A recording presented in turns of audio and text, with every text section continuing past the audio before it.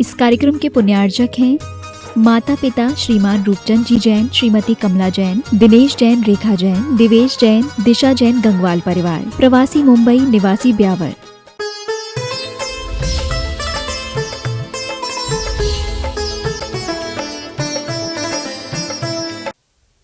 मंगलमय मंगलकरण वीतराग विज्ञान, नमो ताई जाते भई अरहंतादिमान,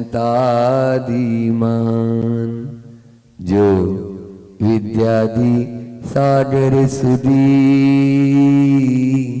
जो विद्यादि सागर सुधी, गुरु हैं हितैषी, शुद्धात्म में निरत नित्य हितोपदेशी, वे पाप की स्मृति में जलय सयाने, पूजूं उन्हें सतत केवल ज्ञान पाने, वंदू उन्हें सतत केवल ज्ञान पाने। बोले भामदेवी के मूल नायक 1008 श्री चंदा प्रभु भगवान की, परम उपकारी संत शिरोमणि आचार्य गुरु और विद्याचार्य दीमा मुनि राज की,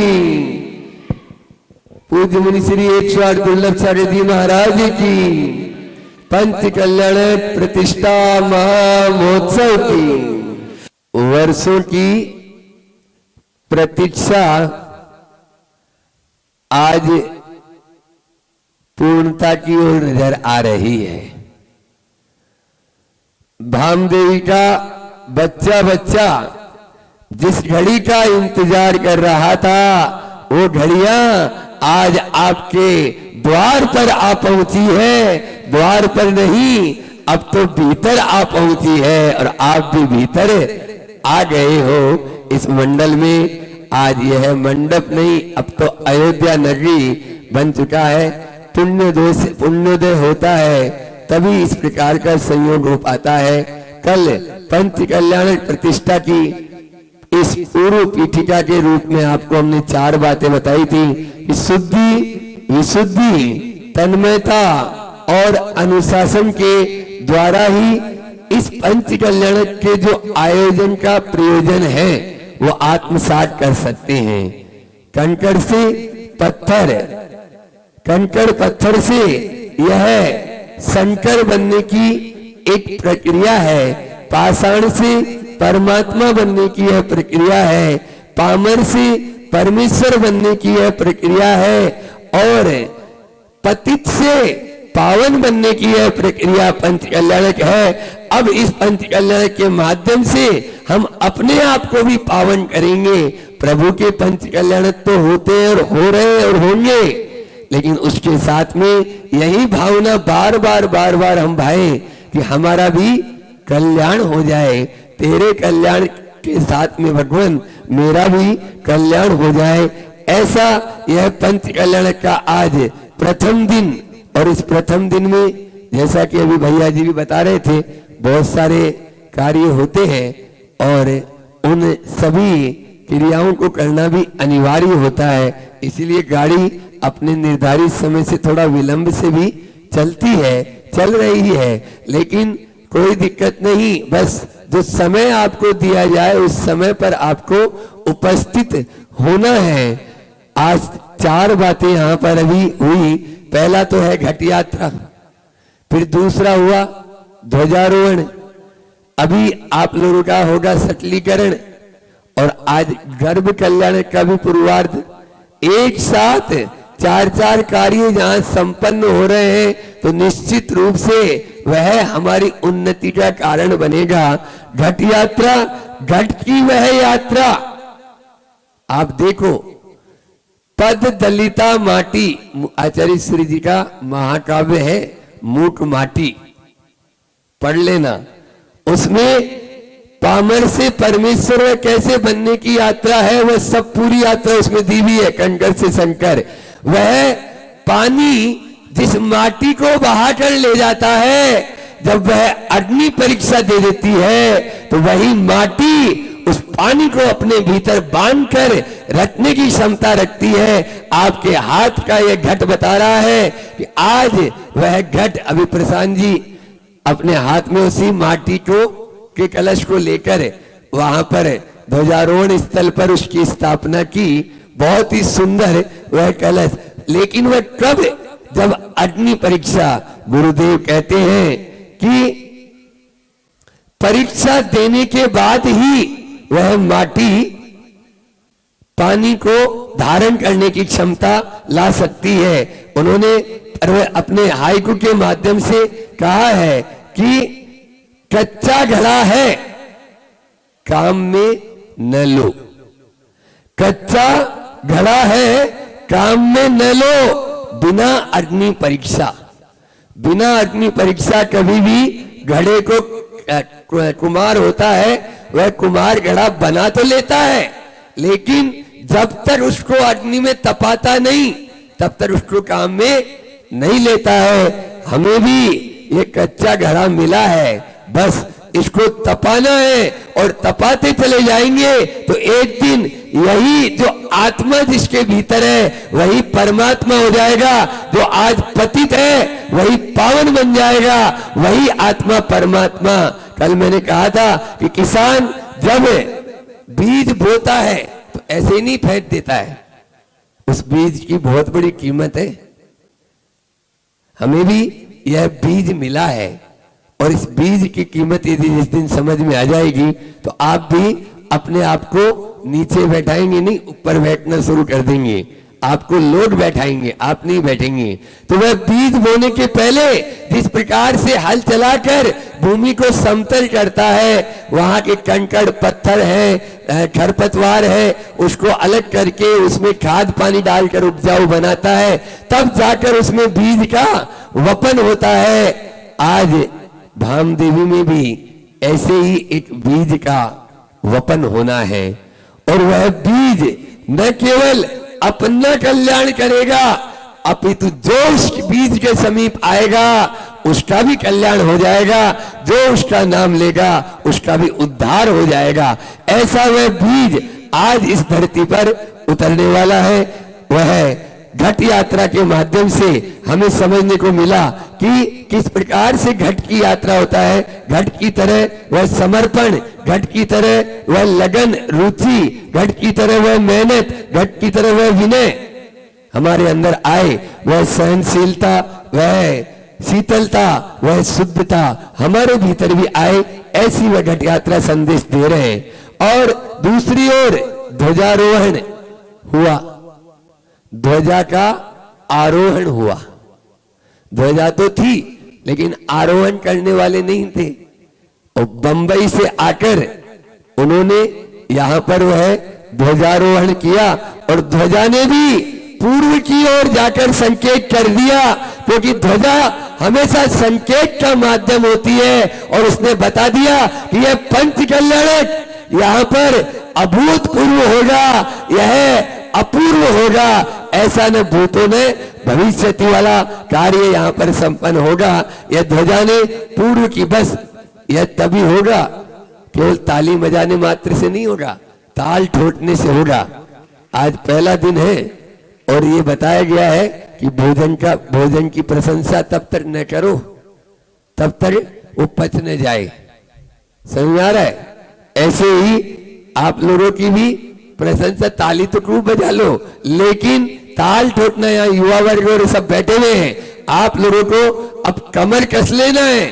यह 6 दिन का जो 5 दिन का आयोजन है, इस आयोजन को आप लोगों को इस प्रकार से, जब एक बेटी की विदाई करते हैं तो किस प्रकार की आप लोग पहले से तैयारियां करना शुरू कर देते हैं। यहां पर भी तैयारियां आप लोगों ने बहुत अच्छे से की, लेकिन और अधिक यदि इसमें 4 चांद लगाना चाहते हो तो आपको अब इसमें कोई कोर कसर नहीं छोड़ना है।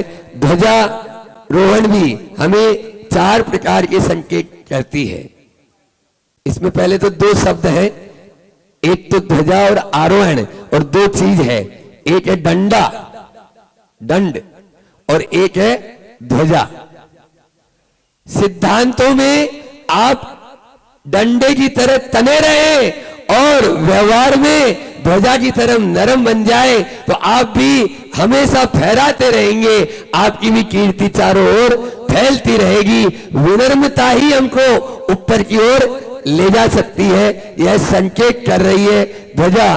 ध्वजा जो है वो प्रतीक है यश पताका का। ध्यान रखना, जो ध्वजा फहराते हैं, और मैंने तो देखा कि प्रशांत जी का ध्वजारोहण के लिए हमेशा ही उनका भाव रहता है, चाहे प्रमाण सारथी जी महाराज के पास में भी जो भी प्रोग्राम हो और हमारे इधर भी जो भी प्रोग्राम होते हैं, हम ऐसे ही हाथों का चयन करते हैं। प्रशांत जी हमेशा उस शांत, आपने देखा होगा, अभी भी देख रहे हैं कि बस वो गर्दन नीचे करके बैठे ही रहते, जैसा यथा नाम तथा काम, वैसा ही उनके गुण भी है। गुरुदेव तो कहते ही हैं हाइकू के माध्यम से हम आपको इस पंच कल्याणक में प्रतिदिन हाइकू की वर्षा करने वाले हैं, क्योंकि गुरुदेव की अनुपम कृति है हाइकू, जिसके माध्यम से गागर में सागर भर जाता है। ऐसे 650 हाइकू हैं। तो मलाई कहां, अशांत दूध में सो प्रशांत बनो। गुरुदेव ने हाइकू दिया, मलाई कहां, अशांत दूध में। खोलते हुए दूध में मलाई आती है क्या? नहीं, उसको आप नीचे उतार के रख दो तो उसमें मलाई आना शुरू हो जाएगी। इसी प्रकार से हमें भी यदि अपने भीतर उस मलाई को जमाना है, लाना है, तो प्रशांत तो बनना ही होगा। तो पहला मैंने बताया यश पताका का वह प्रतीक है ध्वजा। दूसरा है विजय पताका।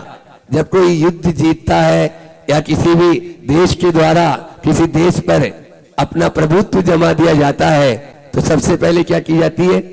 पताका फहराई जाती है, झंडा गाड़ दिया जाता है। बस वह विजय का प्रतीक बन जाती है वह पताका। दूसरा है, तीसरा है, इस पताका को देखकर अब देवता लोग भी यदि आसमान से जा रहे होंगे तो थोड़ी देर के लिए रुकेंगे कि यहां पर क्या है, पंच कल्याणक हो रहा है। बस वह उनको धर्म का, यानी जो है ध्वजा को फहराने का माध्यम है, इसको इसीलिए धर्म ध्वजा कहा। इस धर्म ध्वजा की छाया में जो आएगा वह सकारात्मक सोच हो जाएगी, समृद्धि को प्राप्त होगा। सुख समृद्धि का प्रतीक है यह पताका। और एकजुटता, एक झंडे के नीचे आ जाओ कहते हैं ना, तो एकजुटता का प्रतीक है यह पताका। इस प्रकार से आन मान और शान का प्रतीक है यह पताका। यह ध्वजारोहण आज इस पावन भूमि पर हुआ, इसलिए हमें ध्यान रखना। ध्वजा की तरह आचार्य श्री जी ने ध्वजा के ऊपर भी हाइकू बनाया और उन्होंने कहा ध्वजा वायु से लहराता, ध्वजा वायु से लहराता, पे आगे ना आती, पे आगे ना आती। आप देख लीजिए वह वायु से लहरा तो रहा है, ध्वजा लहरा रही है, लेकिन कभी भी वायु आगे नहीं आती। यह हमें संकेत दे रही है हम साधक बने, बाधक नहीं, साधक बने, बाधक नहीं, और पूरक बने, प्रतिद्वंदी नहीं। हम प्रतिद्वंदी बन जाते हैं, एक दूसरे की टांग खींचने में लग जाते हैं, अपनी सारी ऊर्जा और सारी शक्ति उसी में व्यर्थ चला देते हैं। इसलिए एक दूसरे के पूरक बनकर इस आयोजन को संपन्न करना है, तो निश्चित रूप से यह युगों युगों तक याद रखा जाएगा। क्योंकि गुरु होते हैं या बड़े जो भी लोग होते हैं, वो मार्ग में हमको पीछे की हवा के समान चलाते हैं, पीछे की हवा से हम चलाते।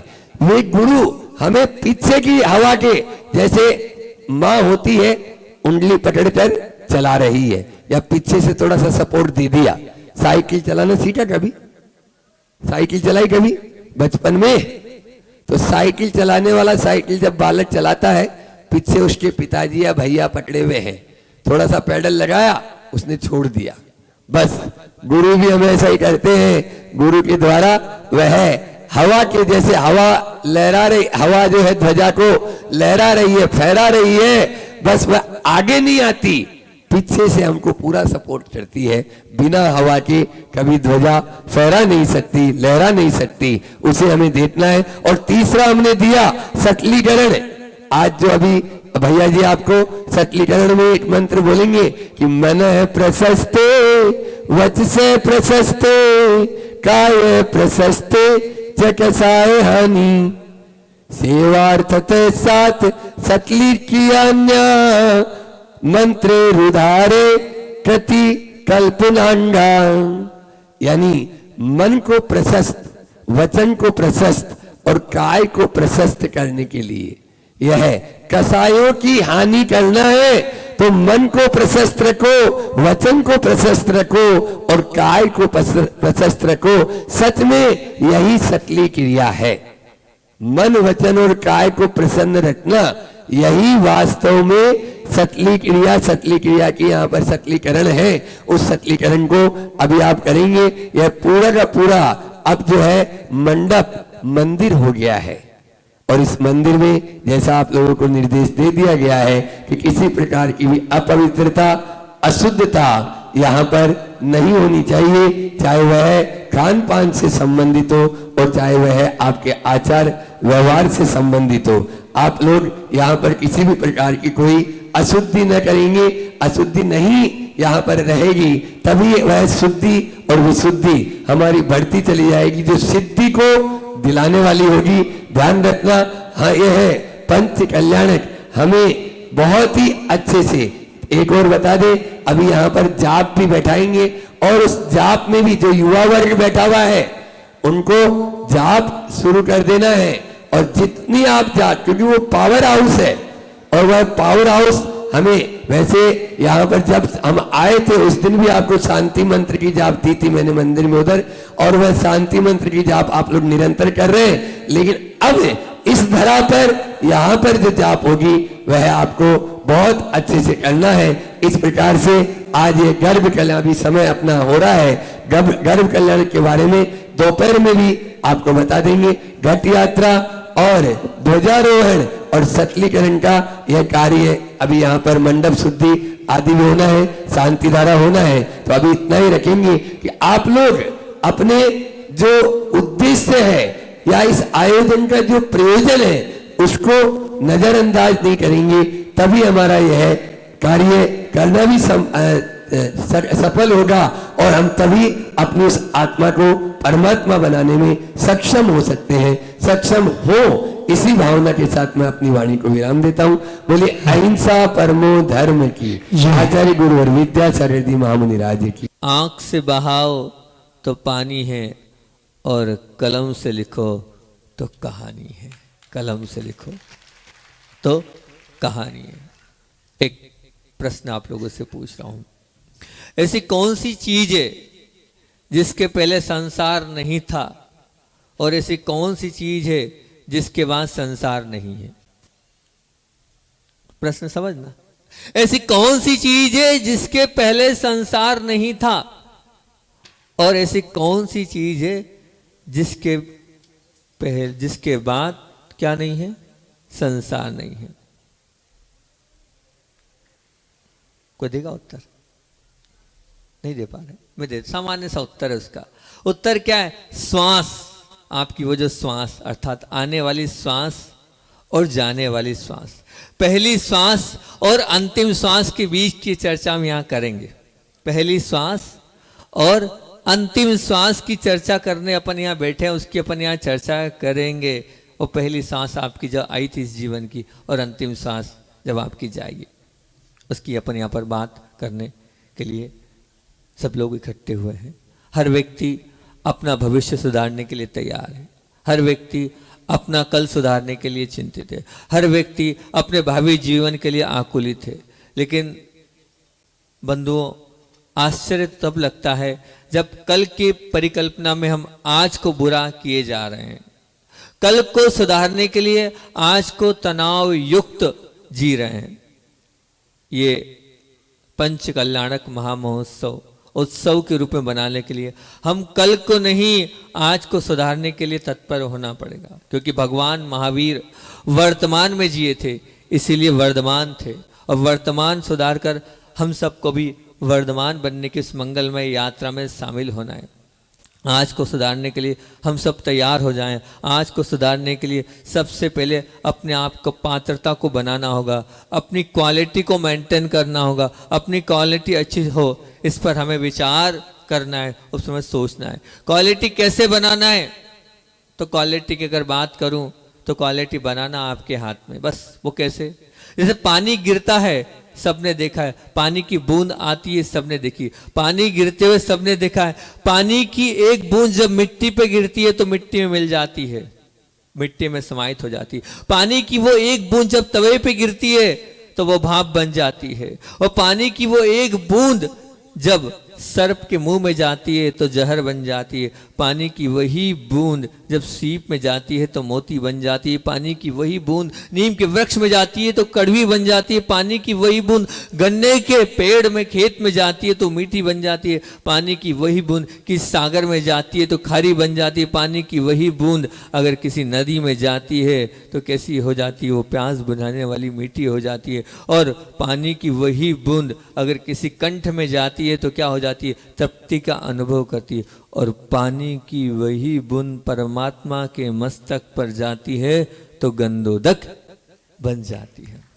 वो पानी की एक ही बूंद है, पर पात्रता जैसी मिली उसने अपने आप को वैसा बना लिया। बस ये पंच कल्याणक महामहोत्सव पानी की बूंद की तरह आपके जीवन में आया है। जैसी आप पात्रता अपने अंदर करोगे तो विश्वास कर लेना वैसा ही पंच कल्याणक महामहोत्सव आपके जीवन में घटित होते चले जाएगा। आपने वो सुना होगा भजन, ये सब आप मतलब आपको अगर मेंटेन करना है तो उस भजन को सुना होगा। आप कहा, आपने कहा ना, पानी की एक बूंद कब मिट जाए रे, सुना भजन, पानी की वो एक बूंद जीवन में, पानी की वो एक बूंद कब मिट जाए रे। इस पर विचार करते हुए जीवन को सार्थक करना है तो पानी की बूंद में जैसी पवित्रता है, गति है, निरंतरता है, सातत्यता है, जुड़कर आपको भी सुमधुरता बनना है तो आना पड़ेगा। और इस महामहोत्सव को बहुत अंदर से, बहुत विशुद्धि के साथ, बहुत पवित्र भावों के साथ हम आना पड़ेगा, तब कहीं जाकर इस पंच कल्याणक महामहोत्सव का हम आनंद उठा पाएंगे, नहीं तो नहीं उठा पाएंगे। निश्चित मान के चलना, ये जो पंच कल्याणक महामहोत्सव आया है ये आपके जीवन को बहुत अच्छा और बहुत ऊंचा उठाने के लिए आया है, क्योंकि आप तैयारी तो बहुत दिनों से कर रहे हैं, बहुत समय से कर रहे हैं, और वो तैयारी चल भी रही है। लेकिन ये जो तैयारी है वो तैयारी का अब क्या है, अब परीक्षा का दौर है। उस तैयारी के लिए आप बैठे तो हैं, और इस पंच कल्याणक के इन 5 दिनों के आप जो आपने तैयार किया है उसको अब अपने जीवन में उतारना है। हम अगर बात करें तो पड़ोसी बनना है। किसका पड़ोसी बनना है? अपने आप का पड़ोसी नहीं बनना है। हमें किसका पड़ोसी बनना है? हमें अपनी आत्मा का पड़ोसी बनना है, और आत्मा के साथ जुड़ना है। ये जो महामहोत्सव है वे व्यवस्थाओं या संसाधनों से जुड़ने के माध्यम से नहीं, अपने साधन और संसाधन आत्मा के साथ जुड़ने का ये अवसर, ये मौका आपको मिला है। आज ध्वजारोहण हुआ। ध्वज का आरोहण अर्थात अवरोहण करना महान और बहुत मांगलिक होता है। मैं हमेशा कहता आया हूँ कि ध्वजा वहाँ फहराई जाती है जहाँ पर जीत होती है, जहाँ जीत होती है वहीं पर ध्वजा फहराई जाती है। 15 अगस्त को क्यों ध्वजा फहराते हैं आप? क्योंकि उस दिन हमारा देश आज़ाद हुआ था, इसलिए फहराते हैं। तो विजय और मंगल का ये प्रतीक ध्वजा होती है। और आज की ध्वजा आपने किस लिए चढ़ाई है, किस लिए बैठाई है?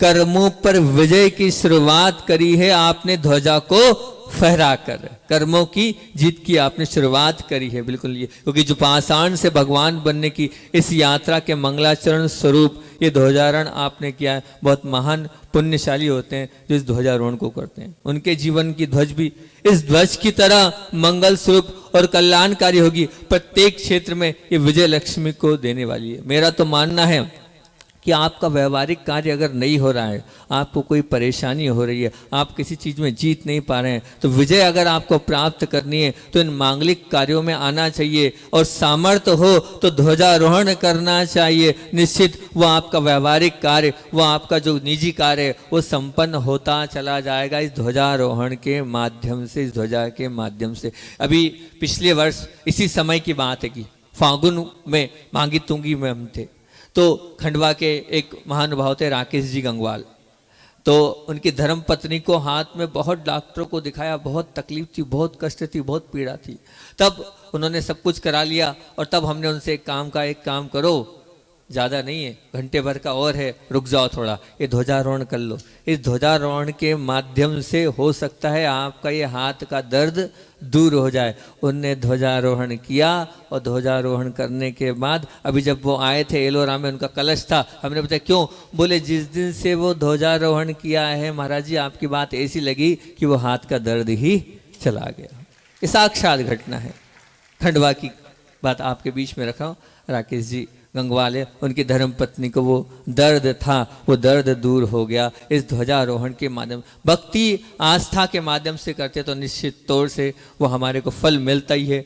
ध्वज में आपने देखी 3 कटनियां हैं नीचे, 1 2 3। हमारे जीवन की 3 सीढ़ियों पर चढ़ने के लिए 3 कटनियां प्रोत्साहित कर रही है। सबसे पहली कटनी सम्यक दर्शन का प्रतीक है, दूसरी कटनी सम्यक ज्ञान का प्रतीक है, तीसरी कटनी सम्यक चारित्र का प्रतीक है। और जो ध्वज दंड खड़ा है वो ध्वज दंड कह रहा है स्थिर खड़े हो जाओ। वो कह रहा है जैसे मैं निश्चल खड़ा हूं वैसे आप भी आत्म ध्यान में निश्चल होकर खड़े हो जाओ। ध्वज ऊपर लहरा रही है, वो कह रही है कि मैं आंधी में भी, तूफान में भी और किसी प्रकार के कष्ट और पीड़ा में भी कैसे लहरा रही हूँ, बस आपके जीवन में भी ऐसे ही आंधी तूफान कष्टों के आते चले जाएंगे। उन कष्ट की आंधी और तूफान में जैसे मैं प्रसन्नता से लहरा रही हूँ, बस आपको भी मेरी तरफ प्रसन्नता से लहराना ही है और अपने जीवन को ऊंचा उठाना है। वो जो डोर है, वो डोर क्या कह रही है? वो कह रही है जैसे मैंने अपने आप को आपको सौंप दिया। उस डोर ने किसको सौंप दिया? वो डोर ने प्रशांत जी के लिए सौंप दिया था कि ये डोर उन्होंने खींची और वो पूर्व दिशा में गई और पूर्व दिशा में जाते ही ये अपने आप में मंगलाचरण होगा कि यहाँ का जो पंच कल्याणक है वो अपूर्व ही होगा, क्योंकि पूर्व दशा जो है यश की दिशा आएगी। तो निश्चित तौर से वो मंगलकारी कार्य और मंगलकारी होता चला जाएगा। तो वो डोर भी यही कह रही है सौंप दो। तो बस आप उस डोर से ये मान के चलना, आप भी अपने जीवन को सच्चे देव, सच्चे शास्त्र और सच्चे गुरु के चरणों में सौंप दो। वो यही कह रही ध्वजा। जिसके जीवन में गुरु नहीं उसका जीवन अभी शुरू नहीं, ये निश्चित मान के चलना, क्योंकि आप सौंप दो अपनी इस डोर को गुरु चरणों में। उन्हें जहाँ ले जाना है वो वहाँ ले जाएंगे। आपके जीवन के खेवैया कौन होने चाहिए? गुरु होने चाहिए। सच्ची आस्था, सच्ची श्रद्धा और पूर्ण निष्ठा के साथ गुरु चरणों में अपने आप को समर्पित कर दो, अर्पित कर दो। जिन्होंने अपने जीवन के इस दौर में एक बार इस डोर को गुरु चरणों में समर्पित कर दिया, गुरु को सौंप दिया है, तो समझ लेना वो निर्विकल्प हो जाएं कि मैं नहीं, मुझे चलाने वाले कौन है? मेरे वे गुरु हैं। गुरु एक शिल्पी होते हैं, वह जो अपने शिष्य को हमेशा अच्छे से अच्छा बनाने के लिए तत्पर रहते हैं। जिस प्रकार शिल्पी अपनी पूरी ताकत लगाकर अच्छा स्वरूप प्रकट कर देता है, उसी प्रकार निश्चित मान के चलना, अगर आपने गुरु को सौंप दिया है तो पूरी चिंता गुरु की हो जाती है। आपने डोर गुरु के पास छोड़ दिए तो गुरु हमारे खेवैया हो जाते हैं, ऊपर ले जाने वाले होते हैं। परंतु इस पाषाण, देखो उस पाषाण को या मिट्टी के लोंदे को वो पूर्ण समर्पण करता है कुमार के पास, तभी वहाँ पर एक निर्माण होता है। बस ऐसा करना पड़ेगा आपको, बिल्कुल वैसे ही बनना पड़ेगा। बस उस बनने के लिए एकलव जैसा समर्पण हमारे अंदर होगा तभी चमत्कार घटित होगा। चमत्कार में हमेशा एक बात बोलता हूँ, चमत्कार गुरु के अंदर नहीं होता है, चमत्कार गुरु के अंदर नहीं होता है, ये बात लिख के रख लेना। चमत्कार शिष्य के अंदर होता है, शिष्य ही चमत्कारी होता है। गुरु अगर चमत्कारी होते तो बहुत सारे गुरु के शिष्य हैं, सबको मिलना चाहिए, लेकिन सबको नहीं मिल रहा है वो सब कुछ। लेकिन चमत्कार किस में? शिष्य में, क्योंकि उसकी भक्ति, उसका समर्पण, उसकी आस्था सच्ची होती है तो उसको अपने आप मिलता चला जाता है। इसलिए गुरु चमत्कारी नहीं होता है। चमत्कारी कौन होता है? भक्त होता है। चमत्कारी कौन होता है? उसकी भक्ति होती है, उसकी आस्था होती है, उसके अंदर का स्वयं का वो अंदर का समर्पण होता है। सच्चे गुरु तो एक पुल है, एक द्वार है, एक माध्यम है, एक निमित्त है, पर वह निमित्त जब तक आपका उपादान नहीं मिलेगा तब तक उसकी कोई भी सार्थकता नहीं है। जितनी आपकी भक्ति और अंदर का उपादान सामर्थ्य होगा उतना ही आपको फल मिलने वाला है। बिल्कुल ये निश्चित मान के चलना। हम हमेशा कहते हैं कि जितनी चाबी भरी राम ने उतना चले खिलौना। तो राम को जब राम मानोगे तभी वो राम आपके खिलौने को चलाएगा। आप राम को राम के रूप में तो स्वीकार करो, राम को राम तो मानो कि नहीं, जो बोल दिया गुरु ने बस उसमें कोई किंतु नहीं, उसमें कोई परंतु नहीं, मेरा कुछ नहीं। जो गुरुदेव ने कहा है उसको ही अपने जीवन का आधार मानना है। ये डोर उनके सुप्रत छोड़ दिए तो वही अपने हिसाब से चलाएंगे, वो जो कहेंगे वही करेंगे। पूज्य विशाल सागर जी महाराज जी एक बार अस्वस्थ हो गए। अस्वस्थ हो गए, हम वही बैठे थे गुरु चरणों में, और गुरु चरणों में बैठे थे और वो अस्वस्थ हुए और गुरु जी के पास आए और गुरु जी से उन्होंने कहा, तो उन्होंने कहा आज वेद जी आए हैं, उनको दिखा लो। हमारे सागर के थे वेद जी, वो आए हुए थे। उन्होंने कहा वो आए दिखा दो। तो आचार्य श्री जी से उन्होंने कहा, विशाल सागर जी महाराज जी ने, वो आज भी मुझे शब्द याद है, बोले आचार्य श्री जी वेद जी से मुझे कोई मतलब नहीं है, आपके मुख से जो निकल जाएगा वो औषधि का काम है। मैं आज तक बीमार हूँ, कहीं अपने हाथ को किसी के आगे फैलाए नहीं, मैं तो आपके चरणों में झुक रहा हूँ। आप बता दो क्या करना है, कैसे करना है, आप जो कहोगे जैसे कहोगे वैसा मैं कर लूंगा और ठीक हो जाऊंगा। आप पर श्रद्धा है मुझे, मैंने तो मेरे वेद तो आप इतनी श्रद्धा थी। सोचो वेद इतने बड़े खड़े हैं, लेकिन विशाल सागर जी ने क्या कहा, मुझे आप पर श्रद्धा है, आप जैसा कहोगे मैं वैसा करूंगा। और वास्तविकता में आचार्य श्री ने एक दो चीजें बताई और अगले दिन वो ठीक हो गए। क्यों? आचार्य श्री के पास चमत्कार नहीं था, आचार्य श्री चमत्कारी नहीं थे। वो विशाल सागर जी महाराज जी के अंदर से आस्था थी, श्रद्धा थी। बस आप हाथ उठा लो, आप देख लो, आप मुस्कुरा दो, आप बोल लो अच्छा हो जाओगे, ऐसा कर लो तो ऐसा आपके मुख से निकल जाए तो अच्छे हो जाओगे। तो होता है निश्चित तौर से। मैं गुरुदेव के निकट रहा हूँ, बहुत सारे लोग सिर्फ आशीर्वाद लेते हैं। आचार्य श्री मुस्कुरा के देख लेते थे, वो देख लें हम ठीक हो जाएंगे, वो देख लें, वो हाथ उठा दे हम ठीक हो जाएंगे। वो ऐसी ऊर्जा उनके हाथ से निकलती थी, वो उठा के आशीर्वाद दे देते थे और अपने आप सब ठीक होता चला जाता था। वो आस्था, वो समर्पण, वो अहोभाव, वो आदर भाव जब होता है तो अपने आप होता है। वैसा होना चाहिए। किंतु कहते हैं ना, है तो मानते तो हैं, लेकिन अब ठीक है, अगर ऐसी भावना है तो बिल्कुल नहीं होने वाला है। वो माध्यम है, ये निश्चित मान के चलना, वो माध्यम है आपके पाप को धोने के लिए। परंतु गुरु से आप अगर मान लीजिए गुरु जैसा कह रहे हैं, उसमें अगर आप गुरु के साथ अगर आप क्या कर रहे हैं, बेईमानी कर रहे हैं, तो इस संसार में सबसे बड़ा पापी कोई नहीं, वही है जो गुरु से बेईमानी कर रहा है। और पाप तो फिर भी क्षम्य, पर गुरु के साथ अगर आपके मन में कुटिलता है तो आप महान पाप के बंध का कारण कर रहे हैं। जिनने भी गुरु के साथ छल किया है उनका अंत अवश्य बिगड़ा है, उनका मरण सुमरण कभी नहीं हुआ है। इसलिए गुरु के साथ कभी छल मत करना। गुरु चरणों में जाओ तो कोरे कागज बनकर जाओ, कोरी स्लेट बनकर जाओ। यहाँ पर प्रशांत जी मुंबई आए हैं, बैठे हैं, ऐसे ही इनकी भक्ति है। और इस प्रकार से ये महाराज जी आप जो कहो, अर्जी हमारी मर्जी आपकी।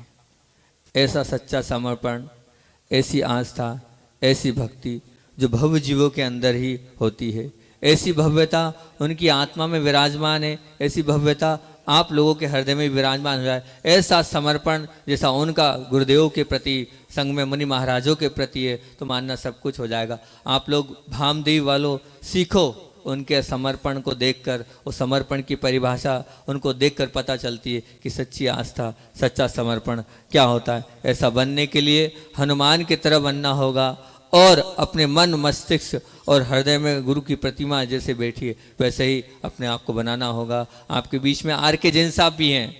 आर के जैन साहब बिलासपुर से हैं और आप सब ने एक ही बात बोली आर के जैन साहब के लिए, जब पिछली बार भी आए थे आपका मंदिर अव्यवस्थित था, तो उन्होंने किस प्रकार से कार्य करा, अभी भी आ गए और 2-3 दिन से वो लगे रहे और पूरा आपका मंदिर जो अव्यवस्थित था, जो वास्तु के हिसाब से भी और जिस प्रकार से आगम में ग्रंथों में कहा, उस प्रकार से जितना हो सकता उन्होंने दिन रात करके इस प्रकार से मेहनत करके वो मंदिर को व्यवस्थित किया। ऐसे आर के जैन साहब और साथ साथ में क्यों उनके अंदर भी इसी प्रकार से गुरुदेव की आज्ञा जैसा होगा वैसा हम करेंगे और वो दौड़े दौड़े चले आते हैं। वे धन्य हैं जिनके हृदय में गुरु का वास होता है, इसलिए उन्हें गुरु से आस होती है। ऐसे भक्तों की आस गुरु के पास, उन्हीं के हृदय में गुरु का वास होता है, वही महान होते हैं। सब करने के लिए गुरु की आज्ञा के लिए वो हमेशा तत्पर रहते हैं। मैंने कुछ नहीं किया, जो भी किया है, अभी अगर आप बोलोगे प्रशांत जी से कि आप इतना करते हैं तो बोले मैंने कुछ नहीं किया, सब गुरुदेव का है। उनकी बदौलत में ही दौलत वाला हूँ, मैं तो कुछ नहीं हूँ। गुरुदेव का एक हाइको है ना, वो क्या हाइको, वो गुरुदेव हमेशा बोलते हैं, जो गुरु ज्ञान सागर जी के लिए उन्होंने लिखा था, मैं तो ठेठ बांस था, गुरु कृपा से बांसुरी बना। बस ये हाइको आचार्य भगवान ने गुरुदेव के लिए लिखा था, दीक्षा दिवस पर उन्होंने सुनाया था। यहाँ बैठे जितने भी लोग हैं वे स्वीकार ले, हम जो भी हैं वो किससे हैं, गुरु की कृपा से हैं। वो गुरु की कृपा से अगर आप मानते चले जाएंगे तो आपका अपना जो अंदर का अभिमान है वो भी कम होता चला जाएगा। सब कुछ आप गुरु चरणों में ढोलते चले जाएंगे कि जो भी है बस गुरु के द्वारा दिया हुआ है, तो निश्चित तौर से आपका भी कल्याण हो जाएगा। जिन्होंने अपने आप को गुरु के हवाले किया है वही प्रभु के द्वारे तक पहुँचे हैं, अर्थात ऊंचाइयों तक पहुँचे हैं। अगर ऊंचाइयों तक पहुँचना है तो ये जो डोर है इसको गुरु के हाथों में सौंपना है, और जिनने भी गुरु के हाथों में डोर सौंपी है उनका जीवन ऊंचा और महान बना है। आप लोगों ने भी गुरु के चरणों में सौंप दिए तो बहुत अच्छी बात है, नहीं सौंपी है तो ये डोर गुरु चरणों में आप सौंप दें। और अंतिम बात बोलकर अपनी बात को विराम करता हूँ। गर्भ कल्याणक की बात को तो अपन दोपहर में करेंगे ही करेंगे। जब सबसे पहले यहाँ बात आई थी कि पंच कल्याणक महामहोत्सव करना है, हम वाड़ोना की ओर बिहार कर रहे थे, और वाड़ोना में जब बिहार कर रहे थे 3-4-5 किलोमीटर वाड़ोना बचा था, और वहाँ से बड़े महाराज जी का मैसेज आया, और वो जो शब्द थे वो शब्द बड़े महाराज जी ने जो कहे, बोले दुर्लभ सागर दुर्लभ योग है, आचार्य श्री जी का अंतिम आशीर्वाद वाला पंच कल्याणक है, मना मत करना, मना मत करना। इसके लिए यहाँ की आकुलता मत करो। हम सब की भावना है, यहाँ अभय सागर जी भी बैठे हैं, यहाँ समता सागर जी भी बैठे हैं, यहाँ और भी पूज्य सागर जी भी बैठे हैं, और सबकी भावना है कि जब आचार्य श्री जी अंतिम पंच कल्याणक रहा है उनका उसके लिए आशीर्वाद उन्होंने दिया था, तो डेट कैंसिल नहीं होनी चाहिए, और आप वहीं पर हो, आपको वहाँ रुकना है, ऐसी हमारी भावना है। तो हमने एक ही शब्द बोला था, महाराज जी आपका जो आदेश होगा बिल्कुल सर आंखों पर है, हम रुकने को तैयार हैं। तो उन्होंने कहा आदेश मेरा नहीं है, ये गुरु जी का ही आदेश है,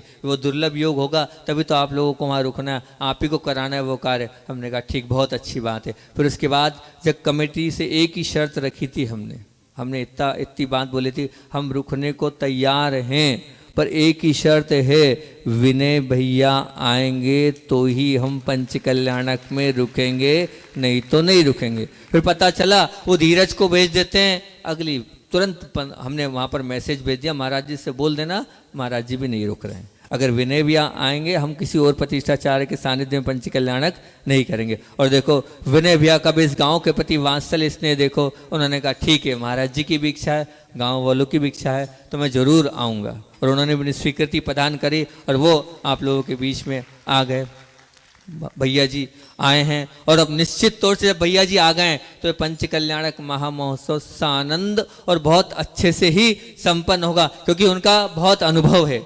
जितने पंच कल्याणक उन्होंने कराए अपने जीवन में, शायद ही किसी प्रतिष्ठाचार्य ने कराए होंगे। सब जितने भी पंच कल्याणक कराए वो ऐसे पंच कल्याणक हुए, इतिहास रचाया उन्होंने। चाहे बोलियों का इतिहास हो तो आज तक उनके उन बोलियों का भी इतिहास कोई नहीं तोड़ पाया है जो विनय भैया के पंच कल्याणक हुए। तो वे आए हैं, हम उनकी आपसे इतना ही कह रहा हूँ कि जब जो जैसे जैसे भैया जी निर्देशन दें विनय भैया, उसको आपको बिल्कुल मानना है, उसमें कोई किंतु परंतु नहीं करना है। जैसा आप कहें भैया जी, आप बोलें, हम उस सबको स्वीकार करते चलेंगे। जो जैसा समय बताया जाए उस समय से आपको आना है, और इस पंच कल्याणक महामहोत्सव का बहुत अच्छे से आनंद के साथ हमें बनाना है, और उस पाषाण से भगवान बनने की इस यात्रा में पूरी समर्पण और भक्ति के साथ अपने आप को लगाना है। इसी भावना से बोलिए आचार्य वर्ण विद्यासागर जी महामुनि राज की।